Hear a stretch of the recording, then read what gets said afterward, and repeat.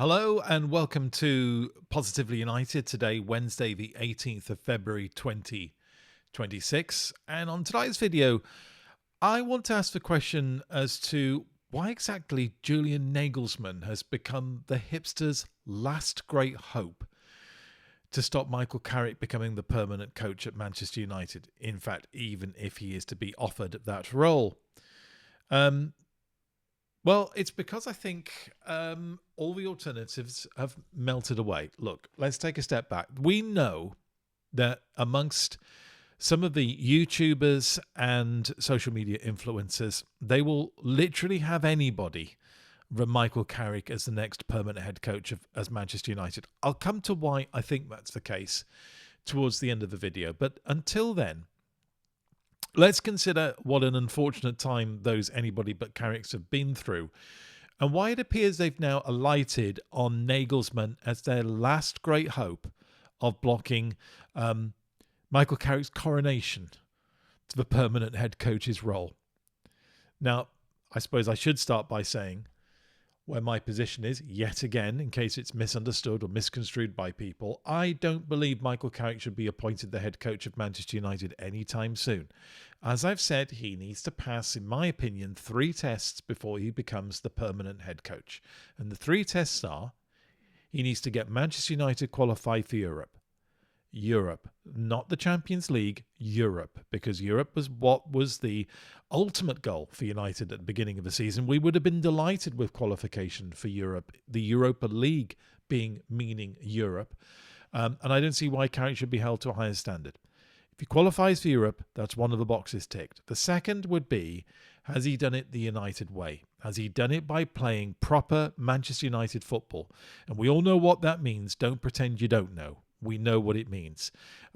Give an example, it means when you go 1-0 up, your next substitution isn't bringing on a replacement fullback or centre-back or whatever. It's bringing on a dynamic forward to make it 2-0. If you're 1-0 down with 10 minutes to go, again, you don't bring a defender on. You bring an attacker on because you want to make it 1-1 and then you want to make it 2-1. We know the United way. We know it when we see it. And so that's an easy test. And third, if he were to be appointed permanent head coach, that it could be guaranteed or reasonably guaranteed that that coaching staff that he's assembled around him would be carried forward, at least in most part, into the new season. If he passes all 3 of those tests, I believe it's at that stage he should be appointed permanent manager of Manchester United. Because if he does pass those 3 tests, there won't be a single better qualified person in the whole world to be the permanent head coach of Manchester United than Michael Carrick. But there's a long way to go before we get there. And I think we've seen plenty of people doing plenty of things to try and persuade us that that shouldn't happen. But it's been a really bad time for them. Tuchel's ruled himself out by signing a contract extension with England to 2028. Ancelotti has ruled himself out by signing a contract extension, or at least it's in the bag, to manage Brazil into the World Cup in 2030. And Luis Enrique, despite all the signs and hopes of the anybody but Carricks, there isn't really any real sign that he's wanting to move away from Paris Saint-Germain. And he's contracted with them until 2027 anyway. But there's no sign of him being prized away. Which leaves him with Julian Nagelsmann. Now, it appeared about a week ago that United were making noises that there were no more hipster choices.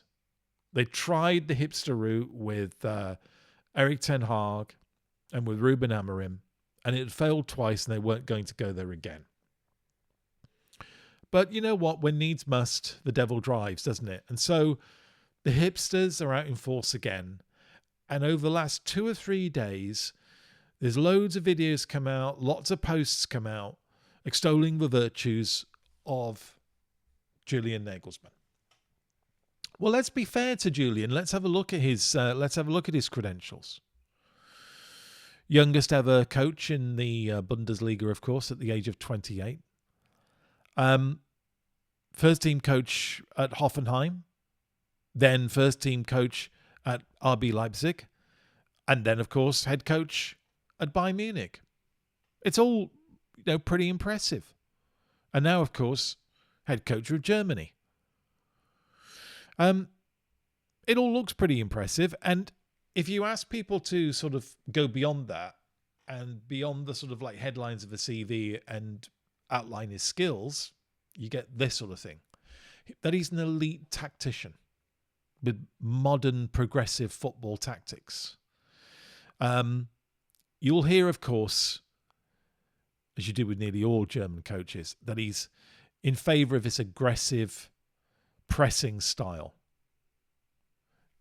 You mean like Ralf Rangnick was, and Ten Hag was, and Ruben Amorim was, wasn't he? Well, that did us all a load of good, didn't it? That he's an proven improver of teams. Well, we'll come to that in just a moment. That he's got strong player development credentials. That he's delivered trophies under pressure. And now, of course, he's got credibility at international level. Well, that all sounds really great. So why did he get sacked from Bayern Munich then? Because he was at Bayern Munich, and in March 2023, they decided to sack him. And the quotes at the time were from Bayern, not leaks or anything, on the record quotes, that the reason they'd sacked him was because the team was becoming less successful and less attractive. That there were big fluctuations in its performance, and that they felt they were in danger of missing out on their season goals and longer-term goals. Bayern felt that the team had gone backwards under Nagelsmann, and there hadn't been enough player development. It was apparently one of his strengths. So every one of his strengths, I would contend, that are put forward by the hipsters, who want the hipster choice, actually fall apart when you look at what he did at Bayern. Now, he won at Bayern, of course, he won a championship, but doesn't everybody at Bayern? Isn't that one of the reasons why, for example, when Pochettino is mentioned as a potential head coach of Manchester United and people say, well, he didn't win anything, but you say, well, he did win the league in France, people turn around and say, well, everybody wins the league with PSG in France. Well, if you want to use that argument with Poch, well, why can't we use it with Nagelsmann?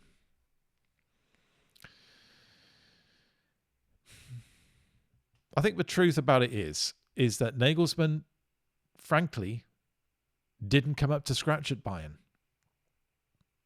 And you could argue that the pressure got to him at Bayern. Why would it be any different at Manchester United? Why has a manager who clearly isn't in the same class as Tuchel or Ancelotti or Luis Enrique suddenly been fixed on by the hipsters? Well, I think it's because they're trying to play the game that they played back in 2022 when we were looking as a club for a replacement for Ole Gunnar Solskjaer. Remember, Solskjaer was sacked in November 2021. And in November 2021, I think virtually everybody imagined that the next manager of Manchester United was going to be Mauricio Pochettino. I think it was nailed on. He was by far the favourite candidate amongst fans, amongst commentators, and amongst the bookies. And then, of course, Ralf Rangnick was appointed as the interim. And a lot of the feeling about that was twofold. One, that Rangnick was apparently this football guru who would come in and identify all the problems at Manchester United whilst he was manager. And in fact, he was given the manager's role so he could get a really good, clean view of what the problems were. And that in the summer, the permanent manager would come in, presumably Poch, and Ralf Rangnick would go up to become director of football, and Poch would be manager. But it was an awfully long time between November and when Ten Hag eventually became appointed. And that time wasn't wasted by those who inexplicably don't think that Pochettino is a man who should ever manage Manchester United. And by the way, I think Poch's time has probably now passed, despite the fact I would have loved to have seen him as Manchester United manager. They didn't waste that time. Remember the absolutely remorseless campaign there was to promote Ten Hag as the next Manchester United coach. Yeah, all those who've got a subscription to football data apps were telling us how the data was absolutely pointing in Ten Hag's favour, how Ten Hag was the new hot thing in European management, how he would bring modern methods and modern approaches to Manchester United, how Poch was a bit of a past it has been who wouldn't win anything anyway and hadn't won anything. By the way, Poch is the man who took Tottenham to a Champions League final. Let that one sink in. But we had basically a 5-month campaign from the hipsters to tell us that Ten Hag was definitely the man we should have. And that's who we ended up with. And look how that turned out. Now, I know a fair criticism of what I've said now would be, but John, Manchester United, they didn't appoint Ten Hag because a bunch of YouTubers and social media influencers and people on Sky TV said that they shouldn't choose Poch, they should choose Ten Hag instead. Can I remind you who was running Manchester United at the time? Until January 2022, it was still Ed Woodward, of course. And then it was Richard Arnold. Yeah, Ed Woodward and Richard Arnold. Now, those are two people who, well, Ed Woodward definitely knew nothing about football, and I think we all suspect that Richard Arnold didn't know much about football either. Do you seriously believe those two people wouldn't be in some way influenced or moved by public opinion or fan opinion? Managers of organisations are human beings. They're not insulated from reality. They are swayed by what the public wants. And if you don't know much about what you're managing, and I think we all agree that Ed Woodward and Richard Arnold didn't, you can be very easily swayed by the public's opinion, because it's a lot easier to make a decision that fits in with public opinion than not.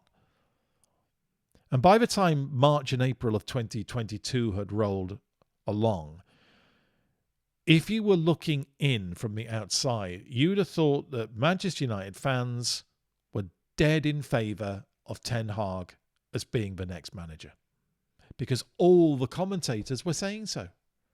Ten Hag was the future. Poch was the past. And I think exactly the same gaslighting game is being played right now. We were told for a couple of weeks that we would be mad, in a sense, to be offered a top name like Tuchel or Ancelotti or Enrique and turn it down for the sake of unproven, green in the gills Michael Carrick. Now I think the argument is, it's something similar, but it goes along these lines. Why would you choose Michael Carrick when you could have Julian Nagelsmann, the hipster's choice, the man with these fantastic German credentials? Well, because if Michael Carrick passes the 3 tests which I've outlined, he will be immeasurably more suited to the role of permanent head coach at Manchester United than Nagelsmann ever will be.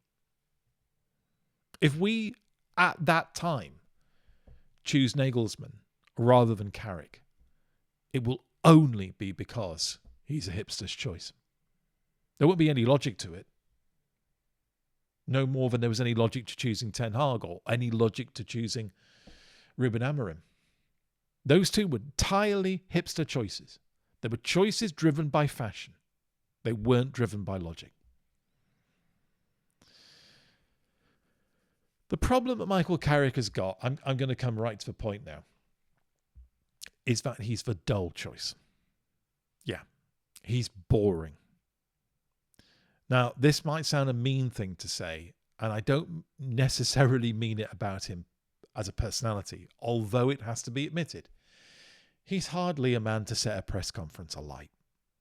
That doesn't bother me, and it shouldn't bother you either. Now, when I say that Carrick is boring, what I really mean is he's domestic.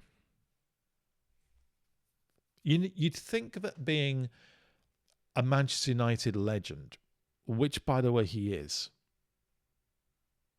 he was a superlative midfield player for Manchester United. The season he joined United, season 26, season 2006-2007, so the first Premiership win of that third Ferguson great team.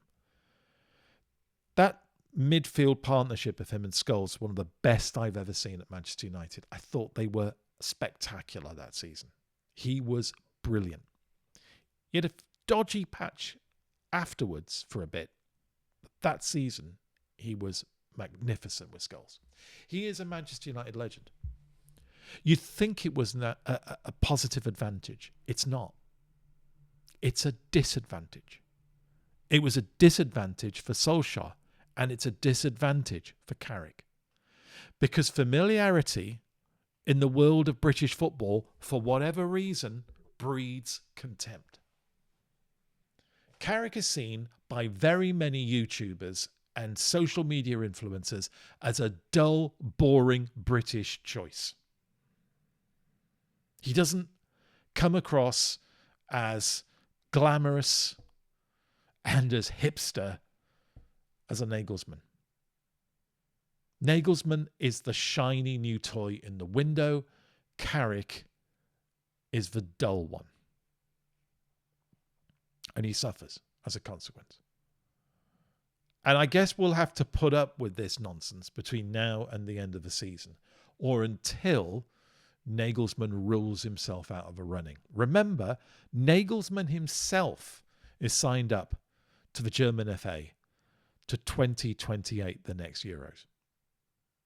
Manchester United want Nagelsmann. They're going to have to tear him away from that contract, and he will need to be prepared to move. So if we want Nagelsmann, we better be damn sure he's the right choice, not just a hipster choice. But we've done two hipsters and it hasn't worked. I really hope we don't do another. That's all I wanted to say in this video. Just beware of being dragged from the obvious, sensible, yes, dull, but right choice for the hipster choice. If you like this video, please hit the like button.